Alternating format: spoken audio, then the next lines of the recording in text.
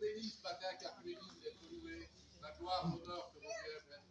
Amen. Amen. Voilà. Au moment où je l'attendais le plus, là, c'est vrai que ça fait peur.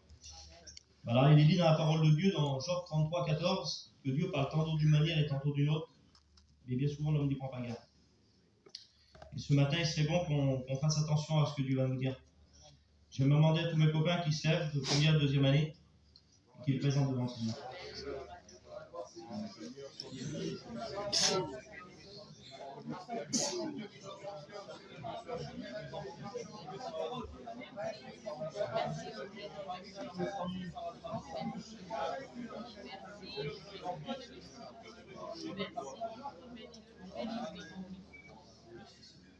Alors, on va faire une lecture dans 2 Rois 5.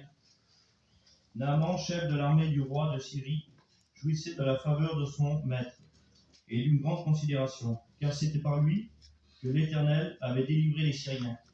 Mais cet homme fort et vaillant était lépreux. Or, les Syriens étaient sortis par troupes, et il avait emmené captif une petite fille du pays d'Israël, qui était au service de la femme de Naaman. Elle dit à sa maîtresse: « Oh, si mon Seigneur était auprès du prophète, qui est à Samarie, le prophète le guérirait de sa lèpre. » Je voudrais te dire que ce matin, il y a plus que le prophète Élisée qui est là. Il y a le Seigneur Jésus-Christ qui est présent parmi nous, parce que la parole de Dieu va nous dire que 2 ou 3 réunis en son nom, il est là, il est au milieu de nous. Et moi, je le crois dans tout mon cœur que le Seigneur, il est là. J'aimerais te dire que ce matin, ce n'est pas de la prétention, mais c'est une vérité que je sais que le Seigneur a mis un mot sur mon cœur et qu'il va parler à quelqu'un ou peut-être à plusieurs personnes. J'ai marqué ça, moi, sur ma petite feuille. J'ai marqué: Naaman était un homme de combat. Il combattait pour le roi. Et toi, peut-être que tu es comme ça, tu combats pour le roi, tu as les armes, il n'y a pas de problème. Mais j'ai marqué ça: Naaman, lui, son problème, il était lépreux. Et ça le faisait souffrir. Mais comme il avait l'armure, personne ne voyait qu'il avait cette lèpre. Comme il était au combat, c'était un homme terrible et puis il n'y avait pas de problème.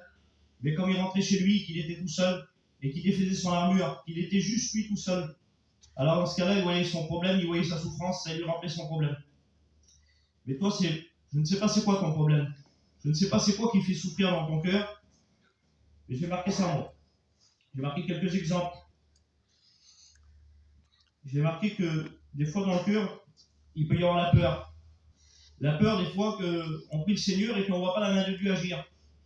Et puis des fois, il se passe un certain temps et puis on semblerait qu'il y a une peur qui vient dans notre cœur parce qu'on se dit: Seigneur, ben, tu ne le feras jamais.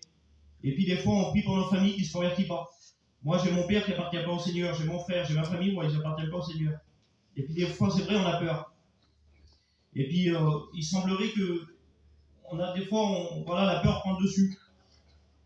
Mais là, j'ai marqué ça. J'ai marqué que même si on a peur que nos enfants ne se tournent pas vers Dieu, si on a peur que nos parents ne se tournent pas vers Dieu, j'ai marqué qu'il y a un verset de la parole de Dieu qui nous dit ça. Dieu sonde le cœur et les reins. Il connaît ta souffrance. Il sait c'est quoi qui te fait souffrir. Et puis, sache que dans ton problème, tu n'es pas seul. Dieu est avec toi. Mais Dieu, s'il est avec toi, il y a une solution pour toi. J'ai marqué dans le psaume 34, verset 7. Quand un malheureux crie, l'Éternel l'entend. Et il le délivre de toutes ses détresses. J'ai marqué également que ça peut être la maladie. Il y a des fois, la maladie nous fait souffrir. Et puis, il y a des gens, des fois, ils souffrent en silence, ils n'en parlent pas à personne. Et puis, c'est dans eux, c'est dans leur cœur que ça se passe, en fait. Moi, je suis un garçon qui a fait de la dépression pendant quelques années. Et j'étais malade de ça. Et puis, je souffrais, c'était dans mon cœur. Personne ne voyait, quand vous me voyez comme ça, on aurait dit que j'étais trop bien. Mais c'était dans mon cœur que ça se passait. Il y avait une souffrance terrible. Et il a fallu que je rencontre Jésus. Et le jour que j'ai rencontré Jésus, à ce moment-là, il a tout enlevé la souffrance qui était dans mon cœur. Chose qui était impossible avant. J'ai été voir pas mal de médecins, j'ai passé par pas mal de docteurs, j'ai pris pas mal de cachets, et c'était pas possible. Mais avec Jésus, c'est devenu possible. J'ai marqué quelques versets de la parole de Dieu, j'ai mis ça. Dans Ésaïe 58, verset 1, il nous est dit: crie à plein gosier, ne te retiens pas. Ce matin, il serait peut-être bon, peut-être que tu n'as pas l'habitude de le faire, de crier à haute voix, de prier le Seigneur à haute voix. Peut-être que tu as l'habitude de prier simplement dans ton cœur, mais ce matin, Dieu va entendre ta voix. Et tu pries à crier à haute voix, et tu pries à crier à Dieu. Proverbe 12, 25, il nous dit ça. Une inquiétude dans le cœur de l'homme là-bas, mais une bonne parole le réjouit. Je crois que ce matin, nous avons la bonne parole, la parole de Dieu. Elle est capable de réjouir ton cœur. Acte 16, 31. Crois au Seigneur Jésus, et tu seras sauvé, toi et ta famille. Moi, j'ai dû faire quelque chose quand j'étais aux études, là. mes copains qui étaient là, ils étaient tous bénis, on était bien, on était bénis, on était remplis de Dieu, pas de problème. Mais moi, il y avait quand même un manque dans mon cœur. J'étais béni, mais je n'avais pas ce que Dieu voulait. Je voulais pas, c'était pas suffisant, on va dire. Et on a eu une réunion, les copains vont s'en rappeler. On a eu une réunion, c'était Michel Callot qui nous a fait cette réunion. C'était le témoin et l'onction. Et à la fin du cours, tout le monde s'est mis à genoux et ils ont été bénis, mais d'une force, je ne peux pas vous dire. Et je dis, Seigneur, il me semblerait que dans mon cœur, moi, il manque quelque chose et je ne suis pas béni comme ça. Et je ne comprenais pas. Et peut-être que toi, ce matin, tu ne comprends pas. Et il a fallu que je fasse quelque chose.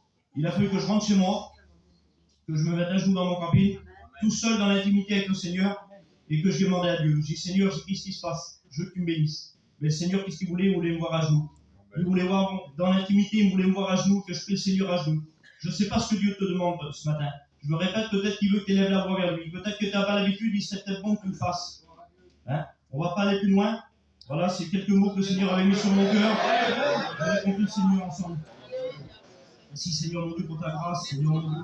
Merci du privilège, Seigneur mon Dieu, d'être là ce matin pour élever la voix vers toi, Seigneur mon Dieu, pour te louer, te bénir, te rendre grâce, Seigneur mon Dieu. Seigneur, toi qui connais les besoins, Seigneur mon Dieu. Seigneur, je te demande pardon, Seigneur, si je n'ai pas dit tout ce que tu as mis sur mon cœur, Seigneur mon Dieu. Mais Seigneur, le Saint-Esprit le fait comprendre, Seigneur Jésus-Christ. Merci pour ta grâce, mon Père. Merci pour tout. Amen.